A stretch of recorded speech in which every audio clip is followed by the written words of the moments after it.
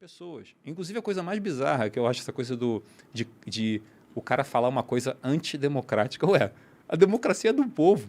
Se o cara quiser questionar a democracia e quiser defender um regime militar... Até o fim da democracia. Cara, Faz parte assim, da democracia poder defender. O cara tem... Assim, exatamente. Eu acho uma ideia péssima. Sim, claro. Mas o cara tem o direito de defender isso. Sim. Então, assim, é uma bizarrice assim, que a gente tem visto e que sempre existiu, mas ela não chegou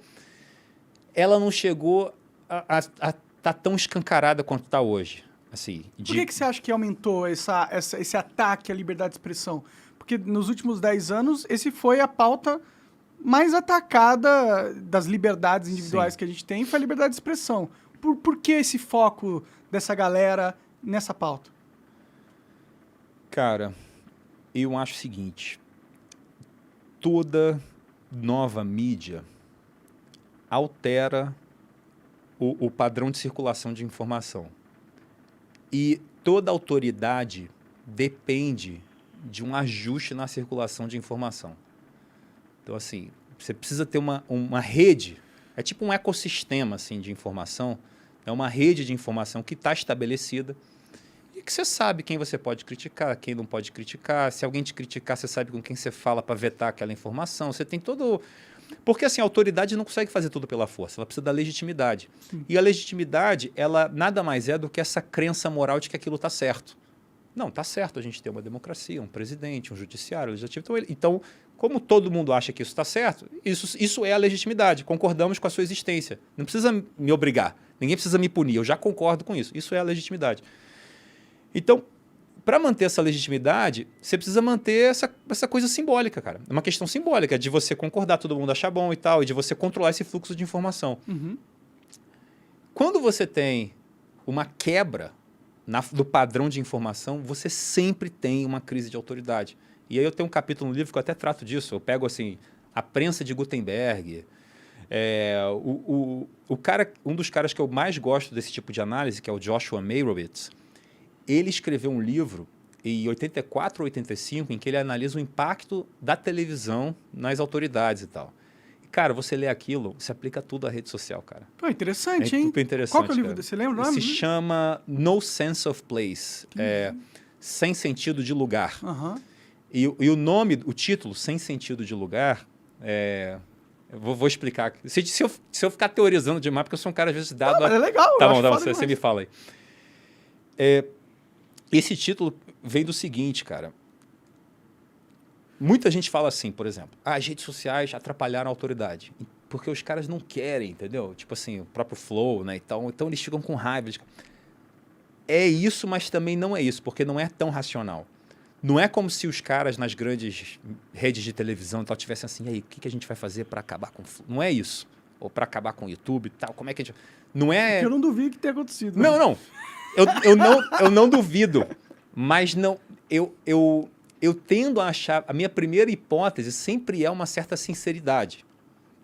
Uma espontaneidade do movimento. É uma coisa espontânea que está acontecendo. Então, quando o cara fala assim, precisamos silenciar e prender um monte de gente porque estamos preocupados com a democracia, uma primeira hipótese que você tem que ter é que esse cara está falando a verdade, que ele realmente está preocupado. Pode estar errado com a preocupação dele, pode estar agindo errado, pode estar com a descrição do sintoma errado, o diagnóstico errado, o tratamento errado, mas na sinceridade dele, ele pode estar falando a verdade. Então, essa é uma primeira hipótese. E o que o Meyerowitz fala é que quando você tem essa disrupção dos canais de comunicação, cara, você começa a ter umas coisas assim, por exemplo, o cara está na rede social criticando um autogovernante, uma autoridade. O cara nunca viu isso. O cara está sendo criticado. E a questão, e o que acontece muito na mídia, muitas vezes muda o seu padrão de pensar a realidade e isso volta para a realidade. Então, a crítica que eu fazia na rede social a uma autoridade, agora eu vou fazer na rua também. Uhum. Quando ele passar na minha frente, vou fazer no restaurante. Você tem uma... Essas coisas vão... A mídia altera esses padrões de percepção do que pode e que não pode. Primeiro na comunicação, mas depois também na comunicação. Primeiro na comunicação da mídia, depois na comunicação do mundo real, vamos dizer. Que é um teste onde você é anônimo e é tranquilo de você fazer, você vê que você fez e foi impune, daí te dá mais confiança para você fazer fisicamente, né? Exato.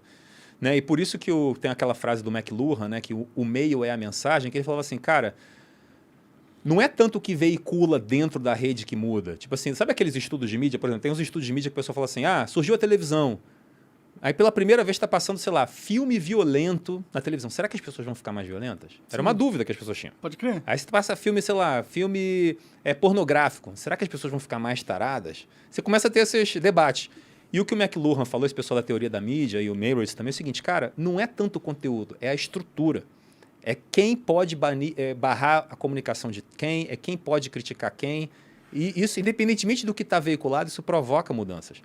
E o que Meirowitz fala é que a grande mudança que isso provoca é que você tem mais acesso ao que as autoridades fazem. Então, por que a televisão mudou isso? Porque, por exemplo, com a televisão, a gente começa a ver, já com a televisão, você começa a ver político com mala de dinheiro. Tu não via isso antes, não tinha televisão? Sim. Você lia num jornal, às vezes tinha uma foto. Às vezes não, porque não era todo mundo que tinha um celular. Exatamente.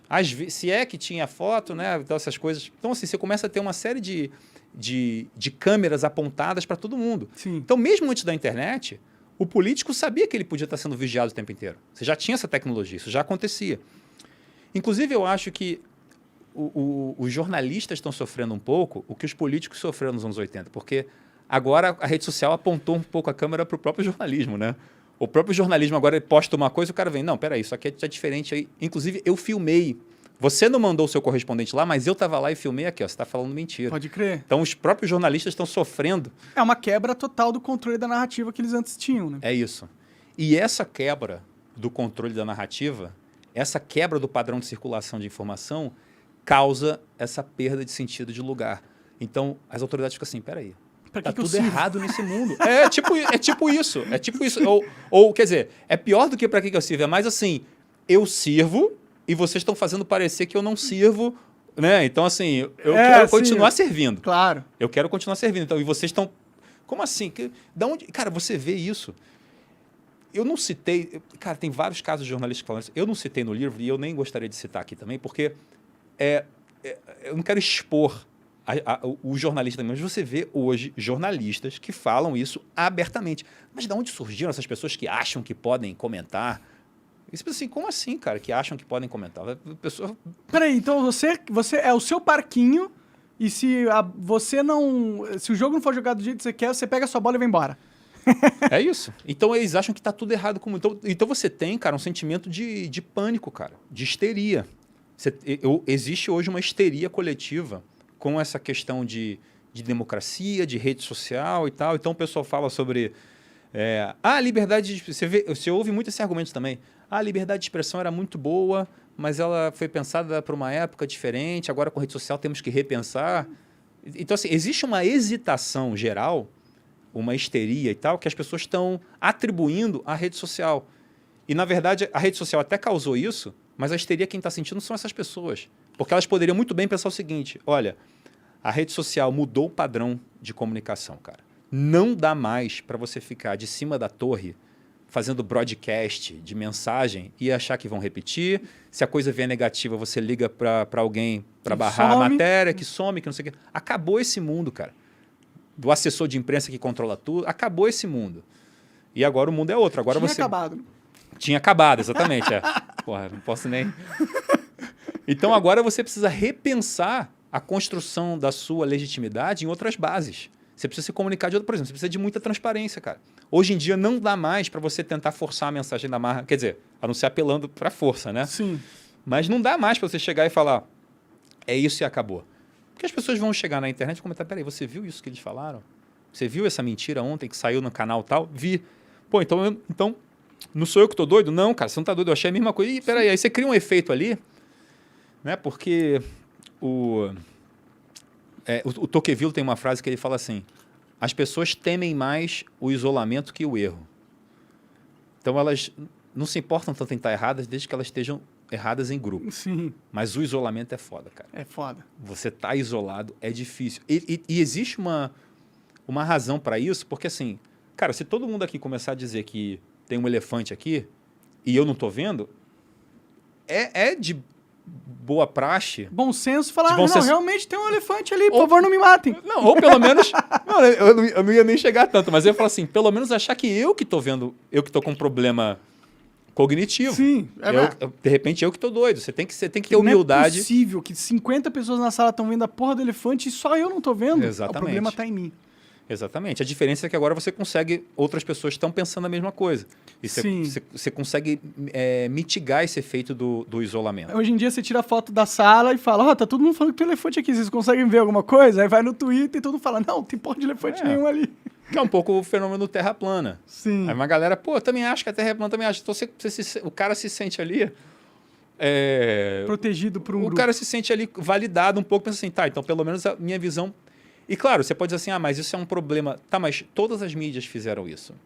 A história das mídias, a mídia ela é uma tecnologia de liberdade, né? Como tem uma frase, agora eu esqueci quem foi que falou, mas falava isso, que a mídia é uma tecnologia de liberdade. E cada vez mais, cara, antigamente você tinha só o escriba lá que produzia um livro que só, sei lá, algumas pessoas tinham, você começou a ter a prensa de Gutenberg, depois você começou a ter jornal, telégrafo, telefone, rádio, televisão. Cara, você começa a ver isso, é cada vez mais trazendo mais participação e mais informação.